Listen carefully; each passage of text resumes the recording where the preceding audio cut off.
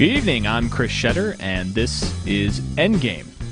First up, we saw an exciting and somewhat controversial week out from the Blizzard Cup with MMA taking the title. Here to discuss that is ESFI's very own Sam Lingle. How's it going?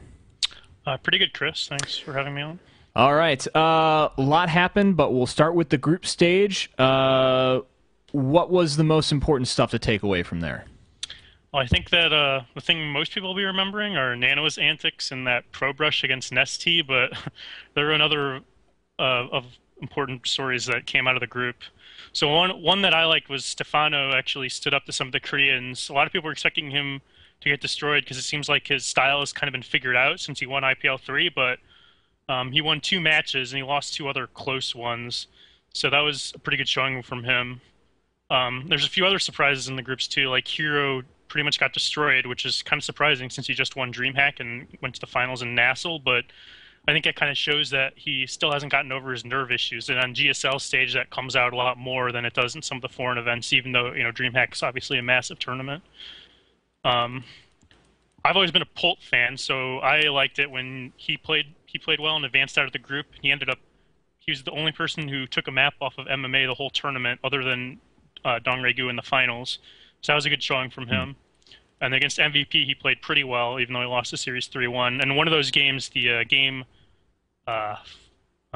second to last game in that series, I think, was one of the best TVTs that I've seen. It was Polt going bio, which is like his specialty, and MVP went his mech, and there was Polt was playing aggressive, doing these doom drops like throughout the match whenever MVP tried to move out, and in the end, Polt won for Battle Cruise and ended up losing, but that was a great match. So if you want to see some good TVT, you should definitely watch that. But all right, Nesty, not making it out of the group stage, a little disappointing. Is it time to question his place as top Zerg?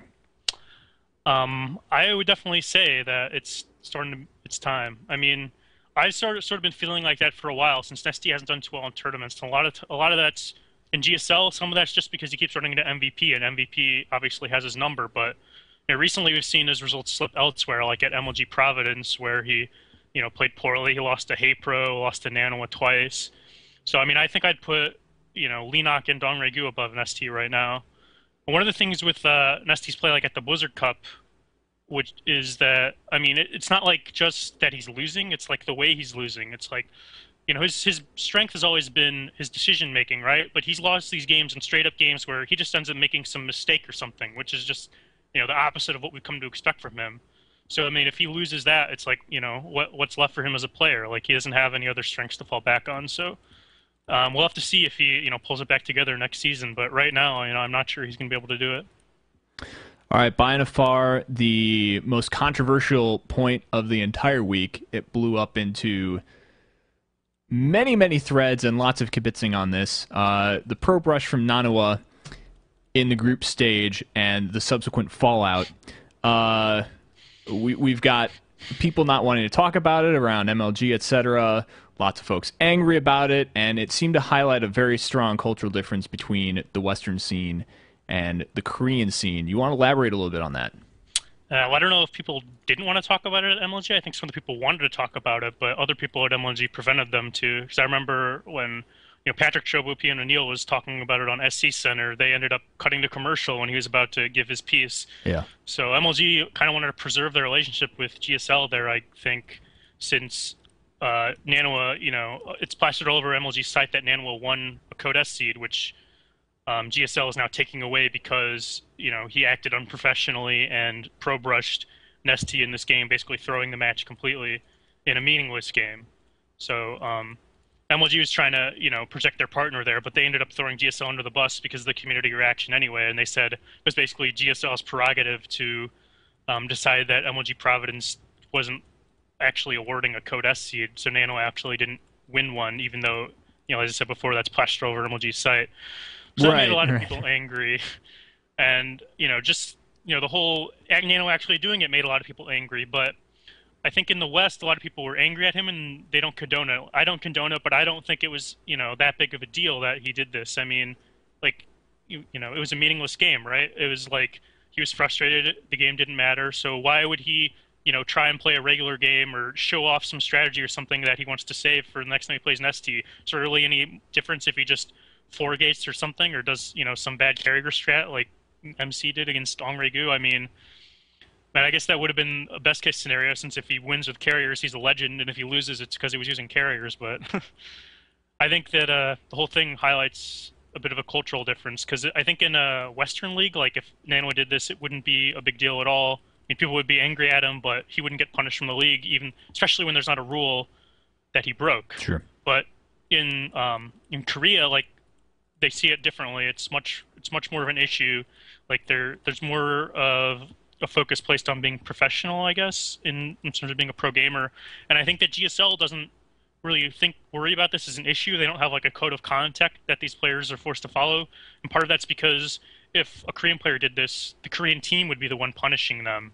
Like if someone on Slayers pulled that stunt, like they would be out of the GSL for a year probably, just from Slayers punishing them. So I don't think GSL was really had foreseen this happening. So I don't know. I think it's too bad that they ended up doing this, because I think a lot of people wanted to see Nano playing Code S, and I think it would have been good for their tournament to have him play, since he's such a good player. People want to watch him, and he's always interesting. And every tournament he's in, no matter what he does, there's always something to talk about. So it's too bad that we won't be seeing him play.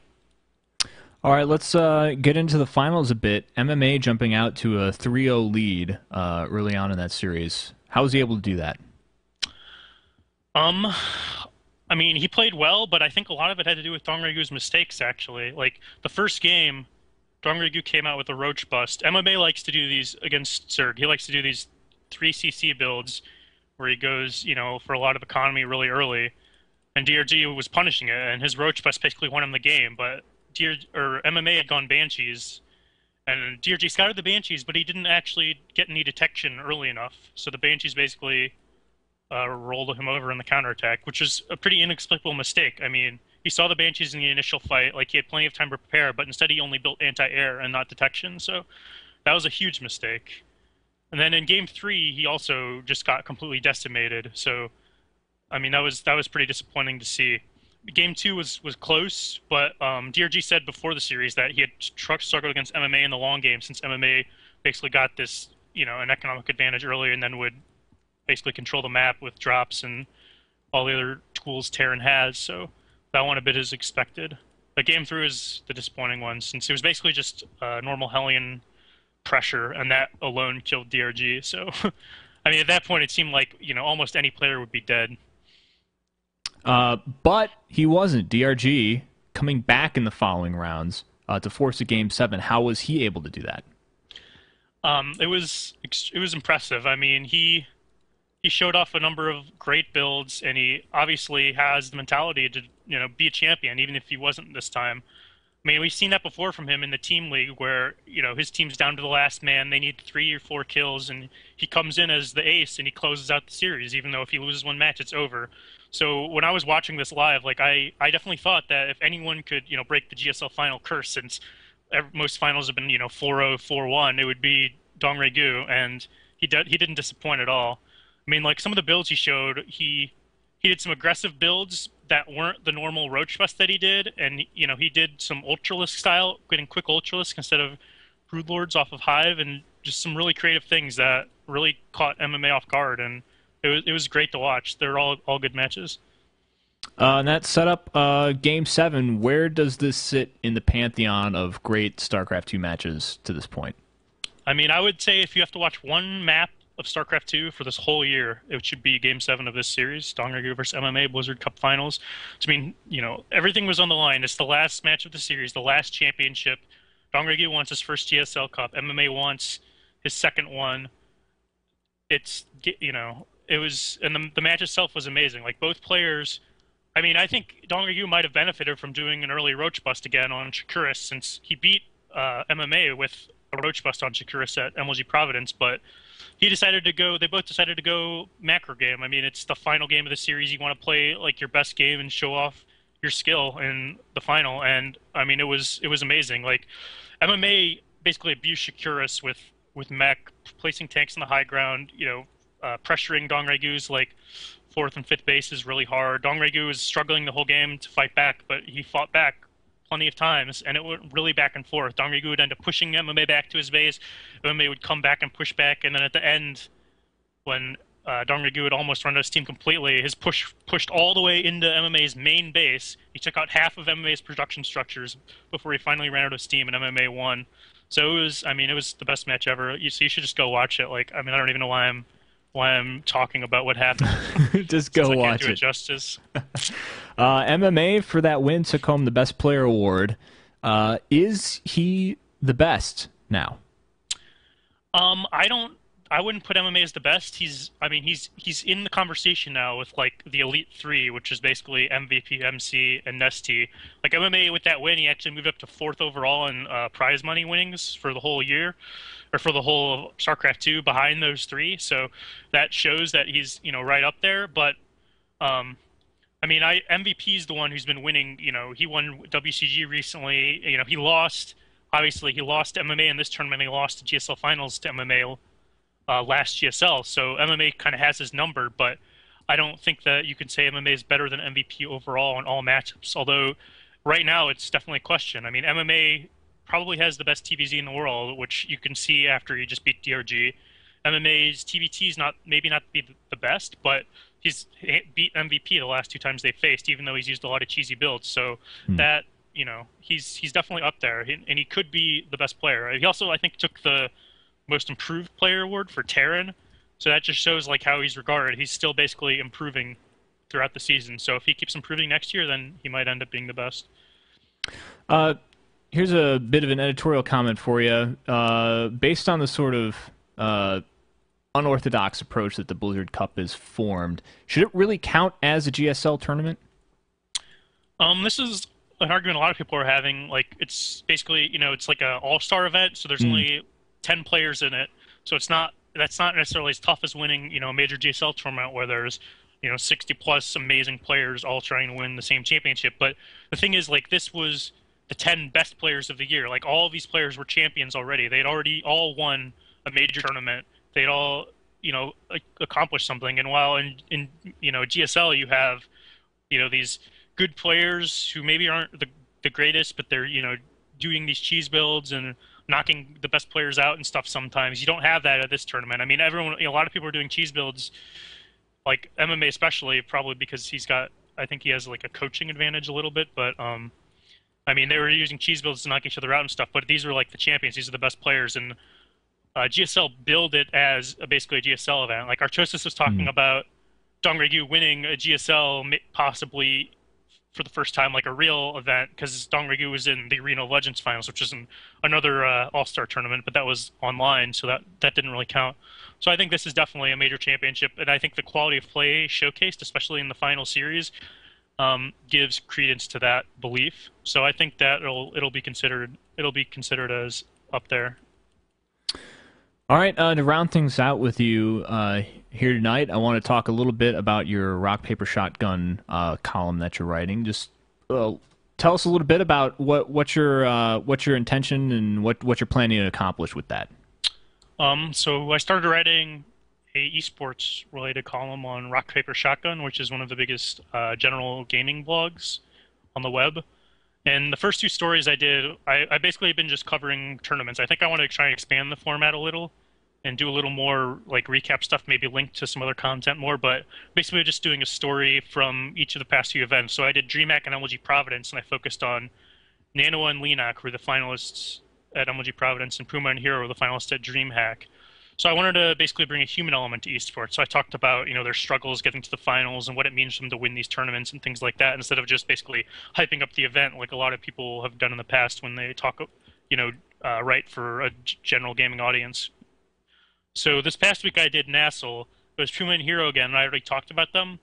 So I wanted to do something a bit different, and Huck actually gave us a really great interview with Jacqueline Geller about his struggles recently, because he won MLG Orlando, and then after that he's basically disappointed at a number of tournaments like DreamHack and NASL finals. So he was talking about how losing is one of the toughest things you do in esports, and it's something that basically everyone does. Only one person wins a tournament every time, so that's kind of like when I'm talking about all these winners, that's an ignored factor of esports, and that's a really human thing. Like, how do you handle losing? How do you handle, the pressure your teammates and your fans put on you and things like that? So that's what I talked about. I mean, I think that like adding human elements to esports is a major thing that will help legitimize esports in the face of a more a larger crowd, a more mainstream audience, since that's what gets people really caring about these players and these personalities. And like a lot of us care about them, and we love their great play and stuff. But there's also these really human and interesting stories behind them, and I think people should find out more about that. Right on. All right, you can find him weekly at Rock Paper Shotgun. Is that what's going on weekly? Yeah, this past last weekend I didn't do one because I had finals. I didn't have much time, but Right it on. should basically be every weekend. I think they're usually being posted on Sunday, so All right, just look Sundays for another on one Sunday. Rock Paper Shotgun, and of course all the time at ESFI. It's Sam Lingle. Sam, thanks for coming on. Always a pleasure. Yep, thank you, Chris.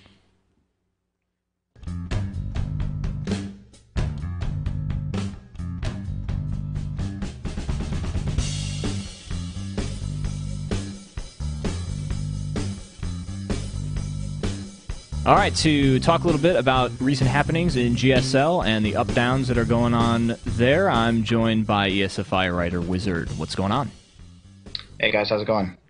All right, out the gate, we're talking about move-ups. Nada and Lucky moving up. I tried to combine them there. You see what I did? Go ahead, sorry. Yeah, that's fine. Yeah, they both had really, really good games today. Both of them showed a really good promise. Like I said in the article, Lucky, when he made that huge underdog run at IPL 3, I think a lot of people just attributed it to his name, the fact that he was lucky. But no, today he showed a really, really, really good play against pretty high-level players. That game he had against Nada on Crossfire was really down to the wire, and he nearly had it there a few times. But Nada, of course, just going to segue right into that. He's Codex veteran, and he's been in the GSL since like Open Season 1. And so it's no surprise kind of that I wasn't really that surprised that he moved forward in the games, because his versus Protoss is just so solid. Both games he played, he didn't like do any sort of cheese or anything.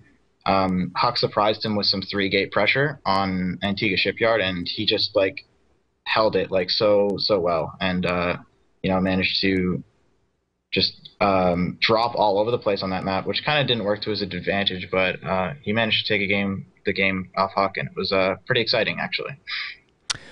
Some more surprising, more surprising news. We've got Huck dropping down to Code A. Tell us a little bit about what happened there. Yeah, Huck, of course, was like the favorite to go forward into Code S, because, of course, he's a foreigner and he's got a lot of support from the foreign community, but also just because he's a really solid player. And when he was playing in last season with GSL November, it was right in the middle of him traveling like all over. He went to Providence, he went to DreamHack Winter, I think, and he had like poor results at both of those at both those tournaments. And then he had to play like Keen, I think, as his day back, like a few days after he got back, and he lost. He lost both games, or maybe he won one game, but I can't remember. But he had travel to blame for his play. I thought that he was gonna like make a really great showing here, because he had rested up, like he had plenty of time to prepare for this, and he also just moved into the Slayer's house with his teammate Idra. So I was really surprised to see him kind of play a little weaker. His PVZ is looking really, really fragile right now. Naniwa actually made a pretty funny post saying "Forge fast, expand, or die trying," and Huck notably didn't do much Forge fast expanding, so maybe that was a response to that. But yeah, it's kind of surprising that he didn't advance. One of the games that Huck dropped was to Monster. How did his day go? Yeah, that was a thing that I played down in the article on the website previewing the groups. I thought Monster seemed to be the odd man out, and even listening to Wolf talk a little bit about Monster, he said that unless Monster had significantly improved his play since the last time he saw him, he didn't think he would be doing very well in the group. But he showed some really good play this today. His game against Huck on Tal'Darim was really close. It was a lot closer than it had to be, I think. He had some times when he made some pretty questionable decisions, but overall, I think that he showed kind of like a new monster, I guess you could say. Like he is really improved since the last time I think I saw him in Code. So he's someone to look out for next season in Code, that's for sure. All right, more to come from GSL tomorrow. Say a few words about what you're looking for, what matchups are going to be big. Yeah, sure. So tomorrow we have the Group B playing. It's Gumiho, Tassadar, Killer, Bomber, Young, and unfortunately, Miles Morrow is also in that group. It's a very deadly group. Like there are some really great players in that group. Gumiho made a a big splash last season when he or maybe it was October, but he made a really big splash in the group stages when he took games off DRG and Bomber. So he's someone to look out for. I think he might be kind of like a dark horse. Tassadar is also a really great Protoss, so he's going to be pretty deadly. He's, of course, part of New Star Hoseo, I think, and he's practicing with like Sage and Jakji, of course, who was GSL November champion. So he's going to be someone to watch out for.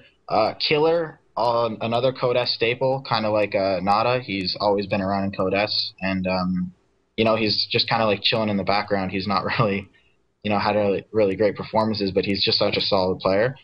Bomber has been, on tilt like in the GSL recently, so I'm looking forward to.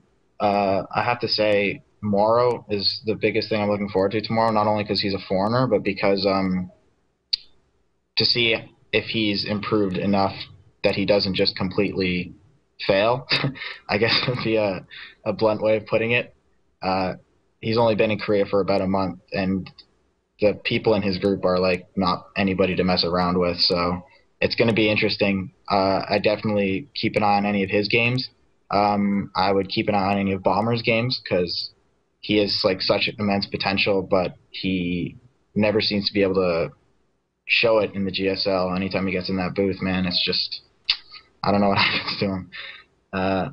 So yeah, I'd keep an eye on Morrow and Bomber tomorrow, but overall, it's going to be some great games regardless. So just watch all of them. All right, that's what's going on in GSL. Wizard, thanks for your report. Yeah, no problem.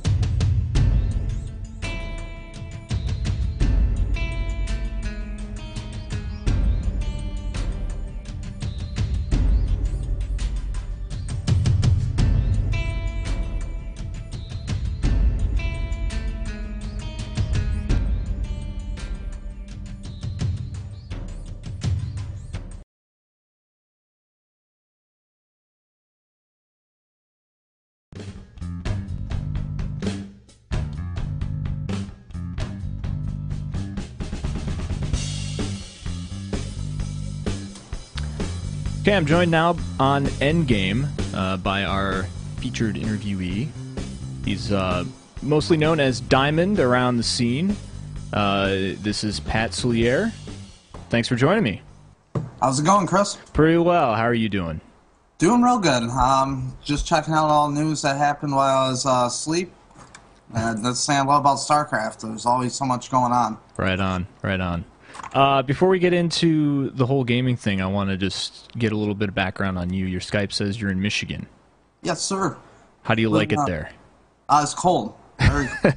Yeah. If it wasn't for winter, this would actually be a very fantastic state to live in. Unfortunately, I hate winter. Right on. I don't snowboard, I don't ski, I don't do any of that fun wintertime stuff. So for me, I think that's why I got in video games so much. I had to stay home, sit inside, and during the winter and play video games. You're in the Lower Peninsula? Yep. Over I would say about 30 miles south of Detroit. Okay. All right. So pretty close to Indiana, Ohio there. Yeah, if it was driving about an hour and a half drive, so nice and close. Do you travel a lot to events? I definitely have been more this past year, 2011. I went to 4 events, I believe. And I'm going to be traveling a lot more in 2012 to events. So it was mainly just restricted because of budget, not because of inability to travel or anything. Right on. So have you been a gamer for a long time? Yeah, I've been a gamer, well, all my life. However, for the longest time, my family didn't have any video game consoles, so I always had to go to friends' houses to play. Excuse me. But actually, my first system that would have been a Sega Genesis with the Jurassic Park game. I still remember I got it for Christmas one year. And since I've, really been into games, it's been just something that's always there for me and always a big factor, especially StarCraft, which I originally picked up the day it came out, not knowing really much about it when I was, I think, 10 years old. And I've literally played it up until StarCraft 2 came out. So that was always a very dominant game in my life. Is that your first PC game? That was really gripped you, or? No, it probably would have been Warcraft 1 or 2. I can't remember if I got that into 1. I think I got more into Warcraft 2 and on the Battle.net edition. And I happened to go to a GameStop, which I forget what it was called back then. I think it was Funko Land or something. Mm-hmm. And it was the day StarCraft came out. And I'm like, well, it's got craft in the name, and I liked Warcraft. I can buy this game. This will probably be cool. And it was the best decision I ever made. Hands down. While getting into the original StarCraft and Brood Wars, were you really into the Brood Wars scene while it was going on during its heyday? I have the most tragic tale of a StarCraft fan ever. I was the biggest StarCraft fan. Me and my friends played all the time. I played probably, when it came out, 30, 40 hours a week. And I just kept on playing it, and I kept playing it, but I never found out about the pro scene until 2008. And 2008, I was on Penny Arcade forums and got linked to Gome TV back when Tasteless was doing his Brood broadcasting, and watched these pros play, and I was just like, wait, what? Where has this been the last 10 years? And that's where I found out about Team Liquid. So I was the biggest StarCraft fan that just thought I was the only one still in the U.S. that liked StarCraft. I knew it was generally, I had heard, seen all the internet gifs and stuff about it being big in Korea, but I never even at that point realized it was that big in Korea. I thought it was just a game they generally liked to play. That was it. So I found Team Liquid in 2008. I've been there since. I mean, it's just, I was like, oh my god, there's a bunch of people that love this game besides me, because all my friends had all been like, it's old, let's play new games, Modern Warfare, or Warcraft 3, or whatever it may be. And I played War 3 as well, but every single computer I've ever owned, I have a copy of StarCraft 1 on. Did you ever delve into playing competitively, not just in StarCraft, but in anything? No, I've never been a competitive gamer. Yeah. I probably would have in Brood War if I had found out about the scene earlier, but by the time I found out, it was right around when the StarCraft 2 beta, or StarCraft 2 as a whole, became official, and they were doing all the release videos, and I sort of wanted to, I knew there was a lot to be gained by playing Brood War during the time waiting for StarCraft 2, but I didn't want to get, too acclimated to how pro Brood War was, because I knew things were going to change. For example, when I found out about the pro scene, I had played Zerg for 10 years. I switched to Protoss, And I played with no Reavers whatsoever because I knew they were being taken out in StarCraft 2. I played, I think, 2 seasons of IC Cup, got up to C- with Protoss. Maybe only 1 season. But no, I've never been a competitive gamer. By the time I really found out you could be a competitive gamer and that it wasn't just random tournaments here and there, I was already 25 and working, 60 hours a week at my brick job, which I had previously to SVTV. So never made a competitive run, and it bugs me from time to time. There's the times I'm like, man, I bet I could put 100 Should have done hours. it. Yeah, but you know what? I love being a neutral party and just being around everybody and not. There's a lot of advantages to being a player, but there's also a lot of advantages to not being a player, and I think I'm really enjoying the advantages of not being a player more. So you were involved with IC Cup as a player before you got involved on the other side of the fence, so to speak. Correct. So how long were you in with IC Cup as a whole? I was. Ooh, that's a good question. I was a forum moderator for IC Cup for. I think that was about a year and a half roughly, and I moderated their Brood War forums. They didn't have StarCraft 2 forums at that point, and just helped do a lot of stuff around there. And then as StarCraft 2 started coming out in the beta particularly, I was talking to the owner about StarCraft 2 and what we're going to do, and that's where the idea for IC Cup TV originally came up. So I've been with IC Cup a total of like 2.5, 3 years almost when I left. Roughly. And I don't know if you can delve into it, but what caused the split up and the subsequent forming of what you're now the banner you're now currently flying at ESV TV? What caused that split? There was a lot of things. The real issue that came to a head was we were doing BlizzCon Chinese qualifiers. At the time, IC Cup TV, and pretty much still at the time, ESV TV now, was the only ones doing any sort of Chinese coverage. And we got the chance to cast the BlizzCon qualifiers, which is huge. And it came to an issue that IC Cup TV can't be casting BlizzCon qualifiers. This is a celebration of Blizzard. And like it or not, I mean, IC Cup is a pirate server. And that's finally when we started getting in contact with Blizzard and started talking to them and seeing what doors would open up. I knew the IC Cup name was going to eventually cause us problems. I was hoping it would maybe last a little bit longer.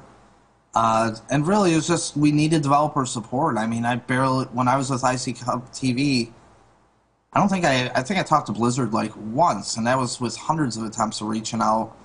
And as soon as I switched to SVTV, I got Rob Simpson that I can message on Skype every day now. So it was a lot of added support from Blizzard. And also there was IC Cup TV is a little bit stuck in the old school as far as ownership, and they don't really see the value in video material. They think it's a waste of time. So they had originally said, start this. If you turn into something big, we'll put some serious funding into this. Well, great. And they, despite the huge results, just didn't see the value in it. So it was a combination of factors, but developer support's the biggest, and that's what we all definitely agreed on was the biggest factor for us. We needed Blizzard to be able to help us promote events, get us worldwide tournament licenses, things like that. Well, yeah, developer support is something that basically every game that has a competitive scene is trying very desperately to get. So it's interesting to see. It's interesting to hear different perspectives from different games as far as how those efforts are going and how responsive developers might be. I want to kind of segue a little bit because you've been noted as one of the more outspoken members of the community in such a position as you are as admin of a large, at least well-known tournament. And I just wanted to discuss with you, like, some of the positions that you've taken on various things, maybe how difficult it is, or what difficulties there are in adminning a tournament and also speaking your mind. Sure, yeah, absolutely. Well, first off, just on the speaking my mind part, that's just something said if I want to be, I really admire from the UFC Dana White style of business, not necessarily the nonstop swearing aspect of it, but as far as he keeps it real, and I decided I wanted to sort of try that starting IC Cup TV. Now, mind you, at this point, I still never thought it was going to be a career. I didn't realize esports was going to blow up like this, but I said, you know what, I'm just going to say what's on my mind, and that's just how it went, and you know, I found this caused me some problems from time to time, but I'm glad I did it because a lot of changes got done off being outspoken. But what questions did you have, maybe? Well, like what's one instance in which you put yourself out there and then it turned into something positive for you? From your vantage point. I think almost any time we've had a problem as far as IC Cup TV or ESV, because I've been very in the same aspect. That I'm outspoken and upfront about other leagues, other organizations, other tournaments. I also don't have a problem admitting when we have mistakes with ours. And, for example, we had a White Ron Bomber show match where they lost 3 of the replays for all eternity. And I let everybody know ahead of time, this is what's happening. They played, some games were lost, so we had them replay. And just being upfront and honest, I feel, has helped us the most. And I feel that's why we got so many fans coming back despite we are one of the smaller tournaments. I mean, the Korean Weekly, despite is our main event right now, despite being great as far as talent, the prize isn't up there with the $10,000, $100,000 prize pools of NASL, EG Masters Cups, things like that. But we're just always very upfront with people, and I think that a lot of esports companies can learn you don't have to keep everything secret. Sure, there's some secrets. I didn't tell anybody about the Korean Weekly beforehand. But being upfront, just my fans really like it, and every time I'm upfront and explain a problem and explain what we did or what happened and what we're doing to fix it, they really, really appreciate that. I'm leafing through some of your tweets that have been flagged for me here. There's one from several days ago. Also, next time someone in Korean esports spouts off honor as an excuse for anything, I'm going to punch them. I like that a lot. Especially considering that you have a presence directly in the Korean community, do you take any flack from statesmen like these, or do they just generally understand your position and everything's business as usual? That is one thing I really have enjoyed about working in the Korean scene. For those that don't know, when we were IC Cup TV several months ago, almost all our events were North American and European. And if I would have made a comment like that about generally North American players or Europeans, I would have got 100 angry messages, people saying I don't want to play your tournaments. The Koreans, for the most part, just don't care, unless you're saying something that's like very, very hurtful or incorrect, you know, just something that's wrong. But I haven't ever received one bit of flack for anything I've ever said about the Korean scene. And I was one of the original ones that called out SC2 Con, which had the backing of almost every team. And, yeah, they're pretty cool about it. I've never received any kind of email, message, Skype message, even anything about it. So, I'm sorry, I was reading some more of my notes. Sure. So, do you perceive, because this is obviously stemming from everything that's been circling around Nanawa lately, it seems to just can't get away from controversy these days. My first reaction was to all that and him basically somehow, however the levers flipped positions, etc., didn't receive a Codes spot that everybody thought he had. My first reaction was, since when did StarCraft 2 get transformed into this ritualistic honor sport? Do you get that same impression from the Korean scene that sportsmanship almost has a trump card over just playing the game, actual results, and saying, look, this is basically a throwaway garbage match. What's the big deal here? It depends. It's all situational, but like, for example, in the Naniwa situation, as a tournament organizer, my very, very, very, very, very, very, very first priority is aside for creating a basic tournament format, when I create new tournaments, to make sure there's not stupid games in there, and that's what happened in Aniwa. I think sportsmanship is a real big issue right now because as far as most sports, aside from maybe MMA, StarCraft's up there in sportsmanship. Like, the players shake hands after each match. You'll see guys that are quote-unquote mortal enemies. You know, I used to hang out with Idra and Huck well before they were on EG together. And it's really up on sportsmanship, so I think it's mainly because we're so good at it already that it's become a focus. The only thing I know, it seems like it's becoming too much of a focus lately. Like, that Naniwa situation, while I can see every single viewpoint, was significantly blown out of context. I mean, it was a meaningless game. So, sure, I wanted to see him play, and I see everybody did. But in the same token, don't make meaningless games. As a tournament organizer, I'm saying that, and that's as somebody that's never played professionally in my life. Basically don't put players in that position.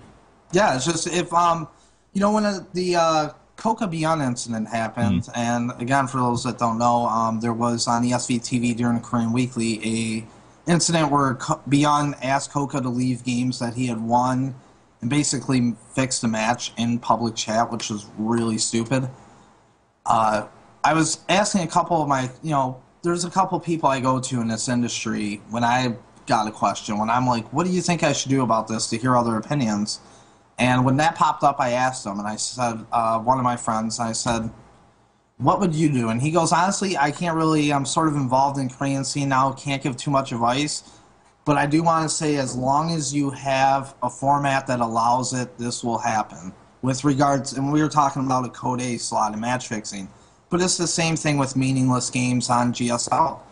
As long as the format is there that allows it, it'll happen. Even it might not be as obvious as pro brushing, but if GOM continues to put meaningless games into GSL, there's going to be people throwing games that just might not be obvious. They'll 4-gate or they'll 6-gate all in, or, you know, 9-pool, whatever it may be.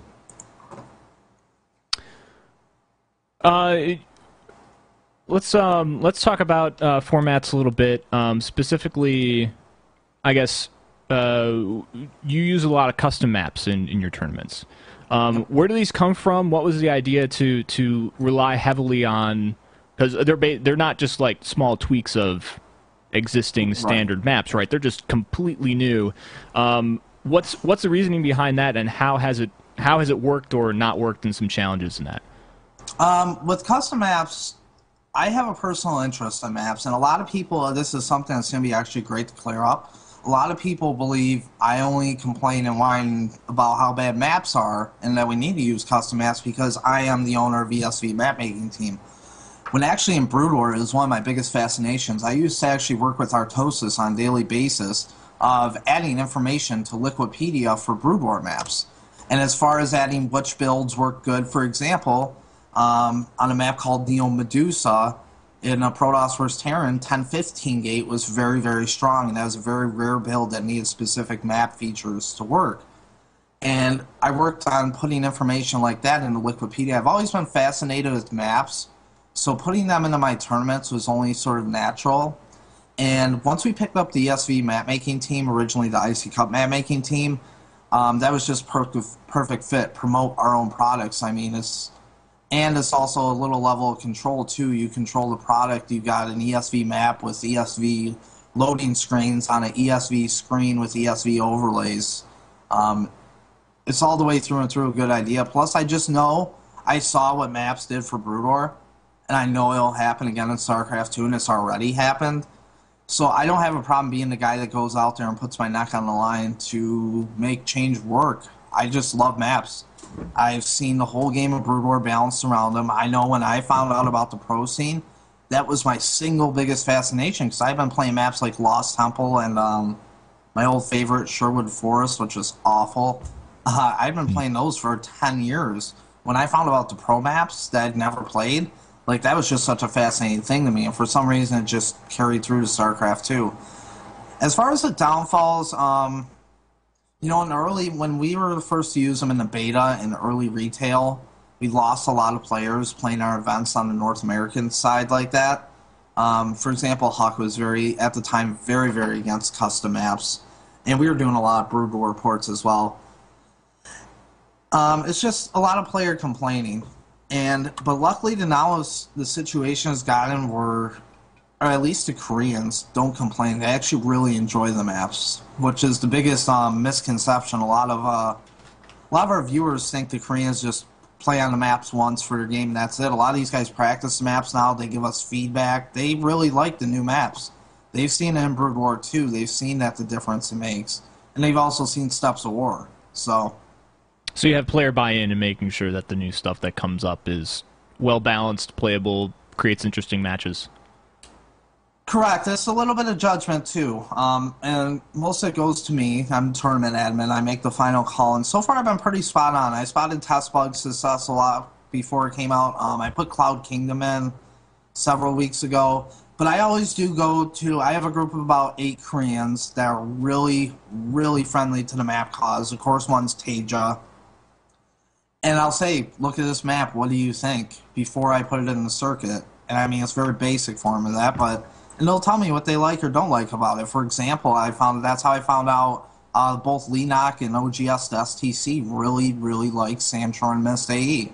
They both told me this map's fantastic and balanced for all the races. So it's been nice working in the Korean scene. In North American scene, it was a lot harder. The players were a little bit more on the whiny side and spoiled side because they had all these tournaments not using maps and they're just used to using the same maps, and the Koreans from the GSL and from Brood War are used to new maps over and over and over.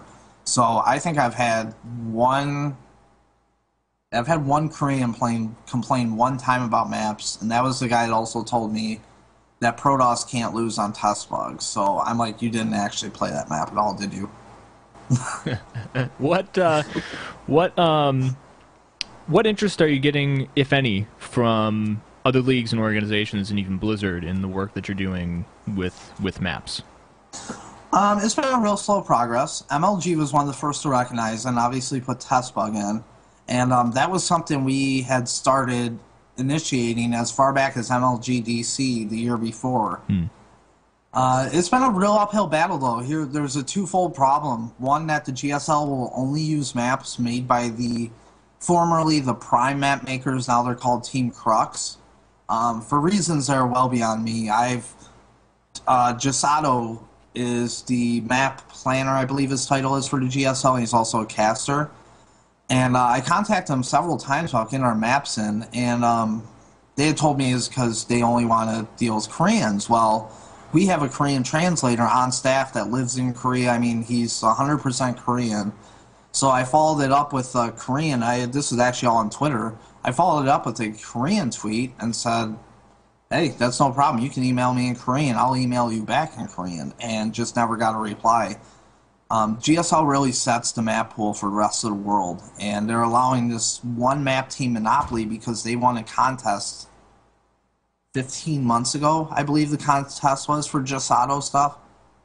It's really unfortunate, and that's really the big problem we've had with advancing the maps. Now, the TL map contest that just wrapped up yesterday has already generated a lot of interest. Like, that has really moved everything into high gear because for the first time, there is a public demand for these maps, for foreign maps specifically, not just custom Korean maps, but foreign maps, Korean maps, whatever the best map is.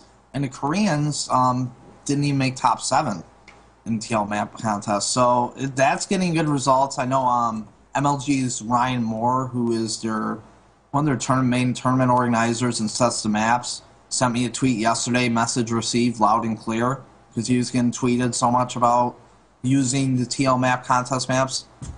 Blizzard,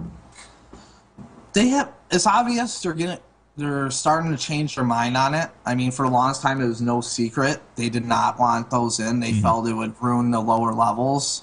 And then they just tried out simply the changes on Metalopolis, Shattered Temple, and whatever one they fixed spawns on. They saw everybody loved it. So there's definitely a lot more interest for maps now from Blizzard.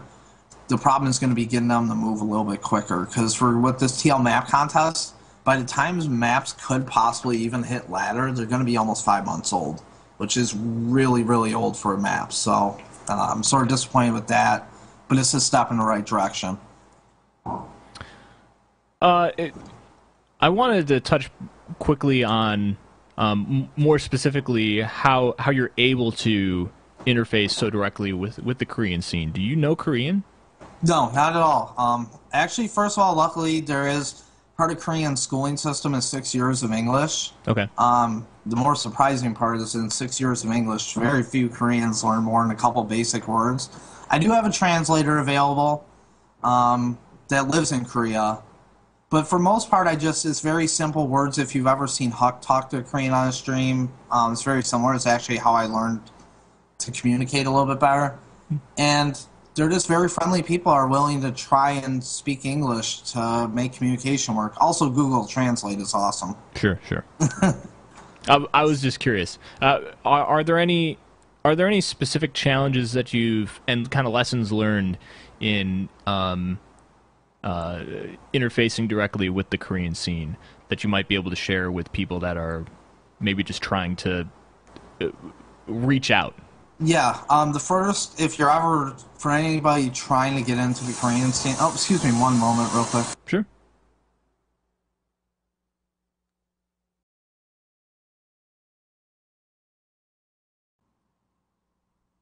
All right, we had to cut there for a second.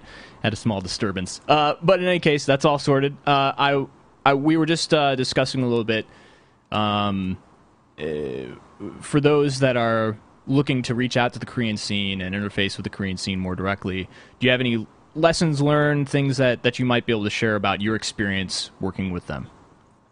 From a more tournament organizer, player, anybody like within the esports scene, my advice would be interface with the coaches, the head coaches directly. The coach is the key to the entire team. And that's very, very different from North America and Europe. Aside for Sir Scoots, I barely know any of the team managers, or even when I did North American stuff, never, ever had an interface with them. So if you're looking from like a esports perspective, the coach is the key to everything. You need to make good with the coach, and you need to make sure the coach likes you. From a fan perspective, if you're just trying to talk to Koreans more and generally let them know how much you like them, Twitter. Send them tweets in English. Don't be afraid. Even if they don't reply, most of them do understand. And these guys really, they're not, a lot of people think they're huge stars in Korean. Right now, they're not. They're more stars overseas. So to let them know that support's there, just something like send them a Twitter message. A lot of them have Team Liquid accounts now attached to their streams. You could send a message on Team Liquid. Those are just good ways to interface. And you'll see a lot of Koreans are really trying to step up their English. They're starting to realize it's a big part of marketability. It's the reason that streams like, Katz's crush streams like, say, Jolizer. When you look at the two record and what they've done wise, it's not even comparable, but Katz speaks English. And Jolizer barely does, so just generally trying. And then, like I said, for the esports side, managers and coaches are the key to absolutely everything. If you don't have the managers, they don't like you, or you don't have their approval, you won't get anything done. So how long have you been running the Korean Weekly specifically? That is actually a good question. I happen to have the date up here. Let me see. The very first Korean Weekly was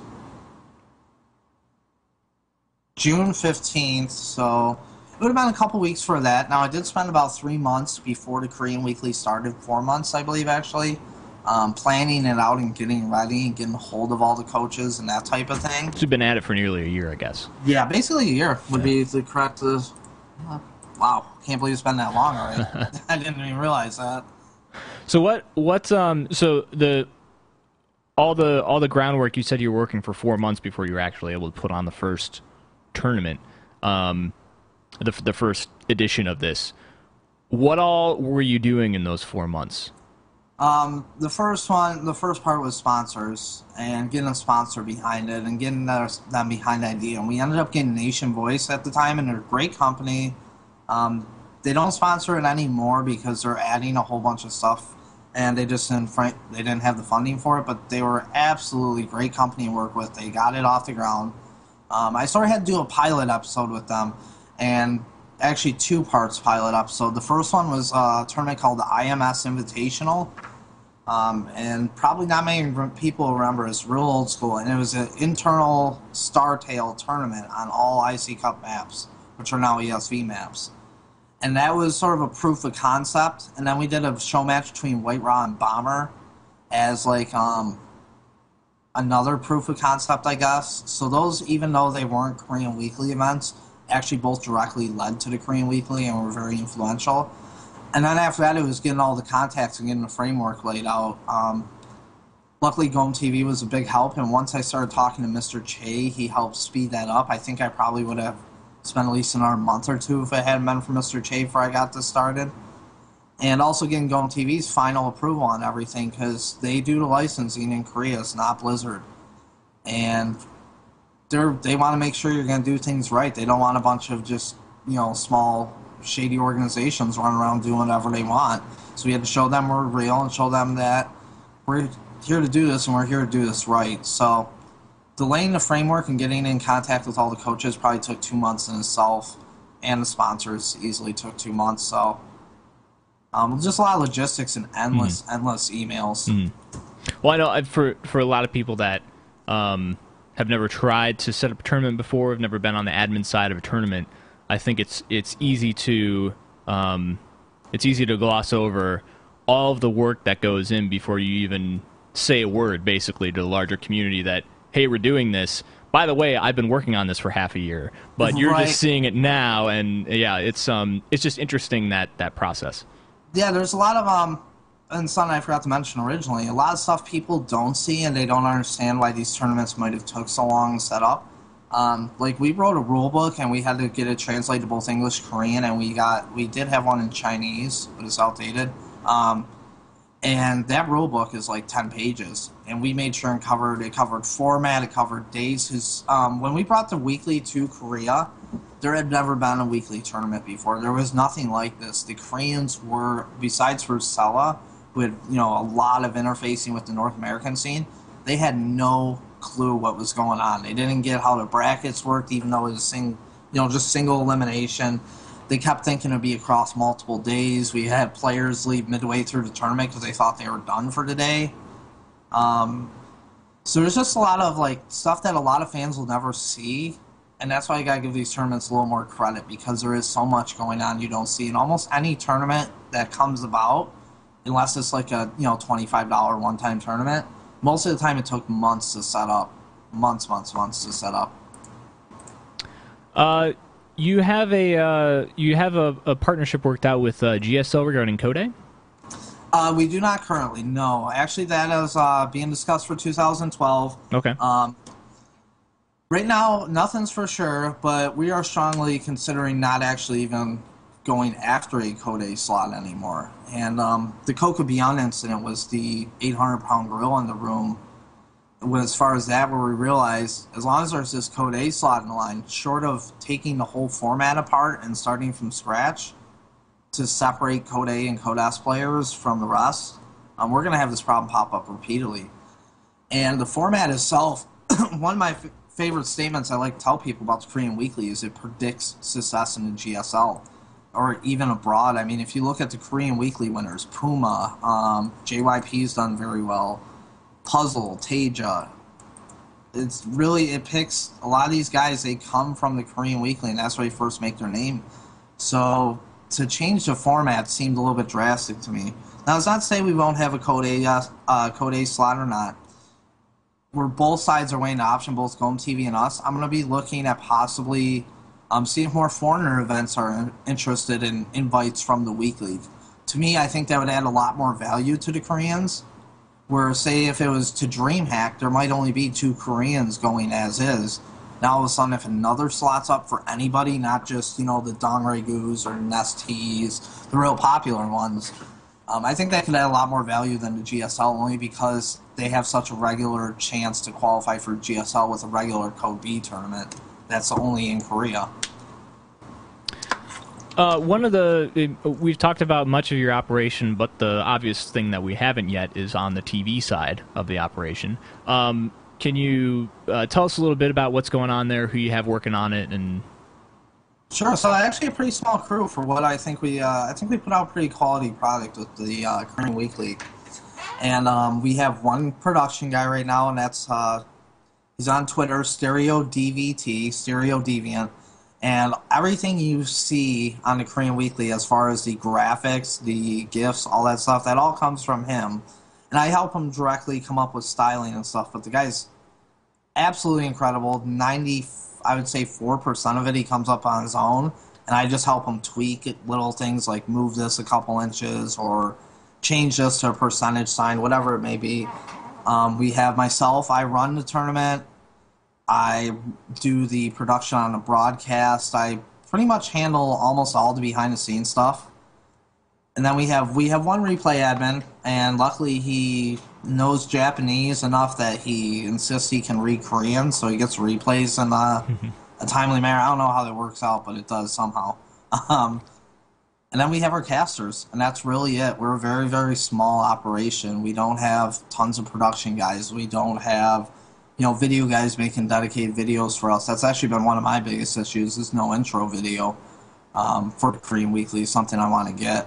So it's just basically me, my replay admin, the production guy, and the casters, which normally Orb and Wax Steven or Orb and Whiplash lately. So as far as the TV, because my background has been mostly in casting of shooter games.